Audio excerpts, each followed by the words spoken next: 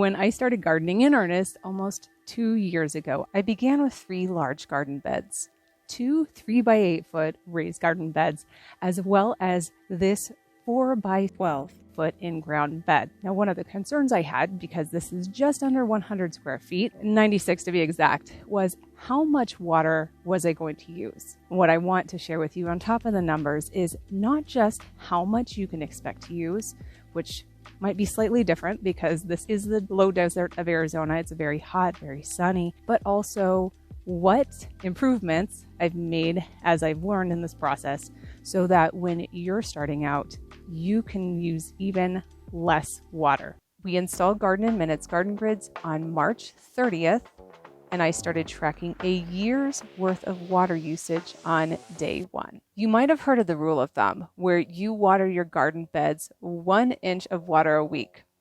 For 100 feet, that would be 60 gallons. That applies at an average temperature of 60 degrees Fahrenheit. So when it was over 110 for over 30 days consecutively last summer, I was watering a bit more than that. I was running the garden grids 4 minutes a day in the morning so that the plants could recover and just really gear up for the heat of the day.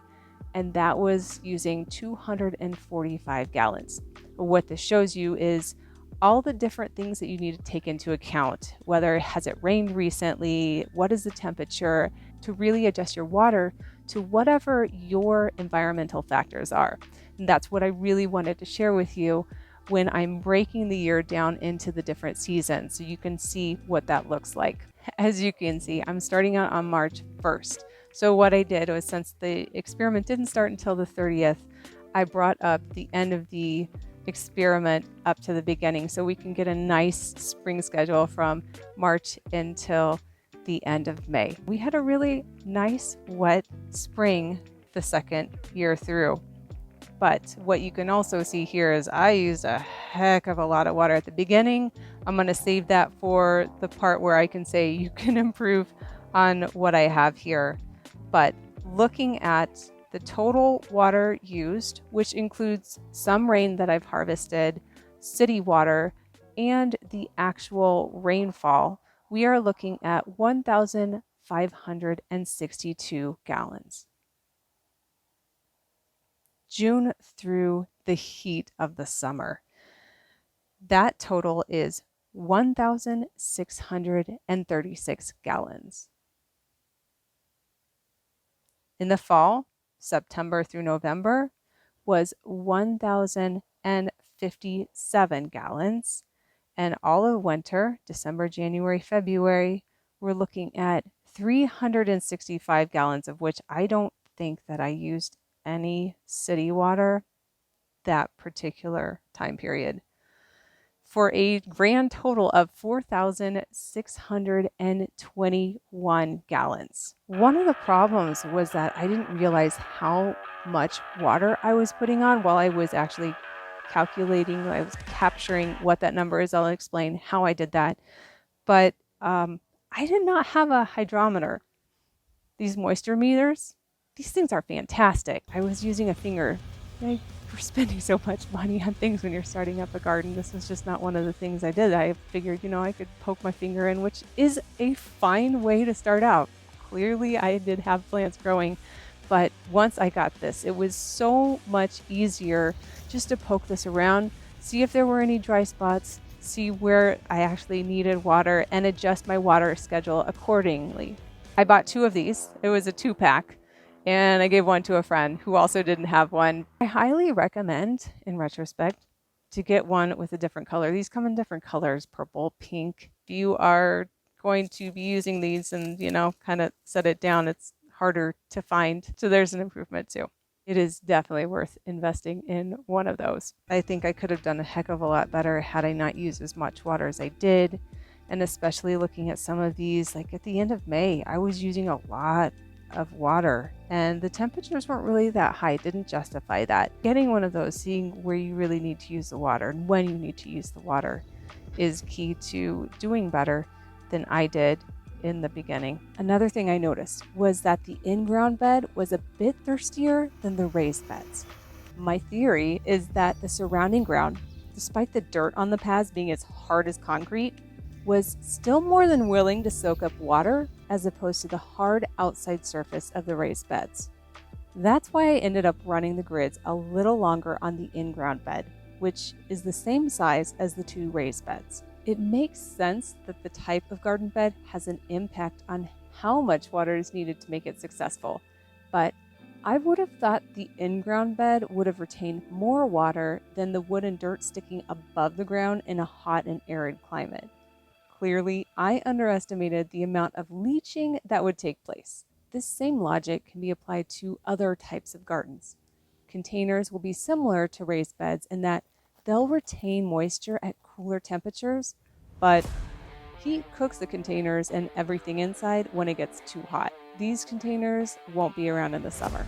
I'm also experimenting with hay bales, which hasn't been particularly successful, but they certainly retain water. Yeah, that's still wet. About an inch down. Next up is irrigation. What kind of irrigation system you're going to use? I chose Garden in Minutes Garden Grid for a few reasons. The first one was that I knew that it lasted a very long time. Other people out here in the low desert of Arizona have used it and they've been thrilled with the results. I am on year 2 and I absolutely love them. Everything is getting evenly watered. I don't have dry spots and they've lasted really well. I don't see any sun wear because when you're starting out gardening, your plants aren't growing all over. I had too much area exposed for too long for 2 summers, but the garden grids are doing fantastic. I have absolutely no complaints. They're easy to store. If you're in a cold environment where it freezes, all you have to do is drain them out and put them back in place. And I'm not using them at all in the winters because I'm harvesting the rain and using that instead. But I've been thrilled with the product. Now, there are different systems that you can use. And right now I'm experimenting with Oyas in a couple different beds. And I've been thrilled with those results as well. But for what I wanted to do with these beds, I'm very happy with the garden grids. I will share follow-on videos on the Oyas. And I also have videos on the garden grid products. I put them in the description so you can check those out if you're interested in either system. I definitely recommend them over just kind of a sprinkler system where you are spraying over the edge of your garden beds, or perhaps you are entirely missing parts of them so that you have dry spots. But that kind of goes with the differences between the 2 systems that I'm using and why you would want one over the other. Choosing the right irrigation system for your garden bed can really cut down the amount of water that you use. Next up is mulch. As a new gardener, I was already spending a lot of money, or what I felt was a lot of money at the startup. So I didn't really, I had spent some on 2 bags of mulch at the local nursery, but it was one of those things where I just put a thin layer down and I called it good and didn't realize until I was given, I will say, a couple bales of straw. That's what I have throughout. I have a 2-inch mulch barrier of straw, not hay, because hay, you would start growing hay in your garden beds. You don't want to do that, but there are more economical sources of mulch if it's wood chips. I had checked out Chip Drop, which is a website. Landscapers that are out there will just drop their loads in your driveway, but it's up to 20 yards of debris and you don't know what the quality is. So just know that there are different options, and perhaps you can find someone who's getting rid of a bale of hay after, let's say, Halloween. But again, it wasn't one of those things I realized how well mulch worked until I had a good layer of it on. I realized, oh, this drops the temperature of the soil. It's protecting the soil.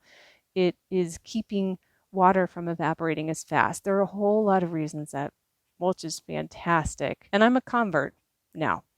Next up is sunshades. And what you don't see here is that I normally have a sunshade here as well as on top and on the back when temperatures go above 100 degrees regularly. One of the reasons is that pollen is no longer viable when it goes above 90 and 95. So any peppers, cantaloupe, none of that will be setting fruit after you go above that temperature. And that sunshade just drops the temperature about 10 degrees, and that will extend your growing season. It also helps prevent sunburn. So the fruit that has set will not be as likely to get sunburn. Problem being with sunshade is that quality varies so much. And I've had some that did not last the summer and others that have lasted 2 summers. So if I haven't put a video about that out yet, I will put it in the description because there's some big differences, but it's terrible to go and spend like $50 that just gets destroyed in one summer. You could buy a lot of veggies at the store for $50. So, but it definitely makes a huge difference when you are hitting some of these really high temperatures. Next up, I'm using a heck of a lot less water in the winter as opposed to the summer. The plants require less water because the soil stays wet so much longer with cooler temperatures. Sometimes the garden was fine for weeks at a time. December and January were quite honestly luxurious because I didn't have to hand water once. Let me explain. With these notes, you can see I'm obviously using the rainwater that I have captured off of my roof here. You might not be allowed to do that. If you are, absolutely do it because rainwater is by far the best. The plants respond so well. Everything pops after a rain. But also start where you are. So I do not have I have a manual watering catchment system.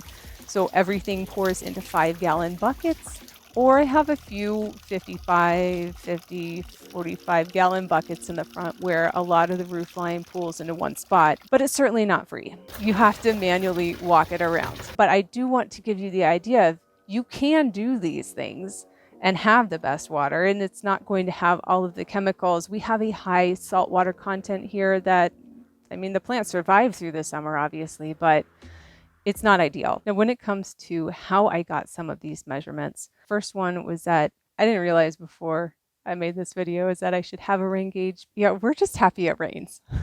I was able to get the rainfall from the local county website. So that's could be slightly different numbers, but it's pretty close to what we had. At least the dates on my Excel spreadsheet matched up with the dates on the county website. When it came to measuring the actual water usage from the house, I also happen to have another YouTube channel that is totally dedicated to leak prevention and detection inside and outside of your home. At the time, I was testing out Fin Plus. And so that is how I was capturing all of these different events. And you're welcome to check out that channel as well. That is also in the description. Just for entertainment purposes, sidebar here, if you're doing something like this, you're carrying 75 pounds. If you have 2 5-gallon buckets that, let's say we have 9 gallons in there, that's a lot of weight. So it's not just good for the plants, but it's also good for you because you are definitely becoming stronger. But again, not free, because when it's raining, it is cold, wet, you are all kinds of, it is hardcore, and it is a commitment to do that sort of thing. But it's a good idea if it is possible. You'll want to check out this video next when it comes out, because which system you choose to water your garden is one of the biggest factors, if not the biggest, if you're trying to cut down on your water usage. Or if you already have your irrigation in place, I will link the sunshade video right here when it comes out. Good luck reducing your water usage, and I will see you there.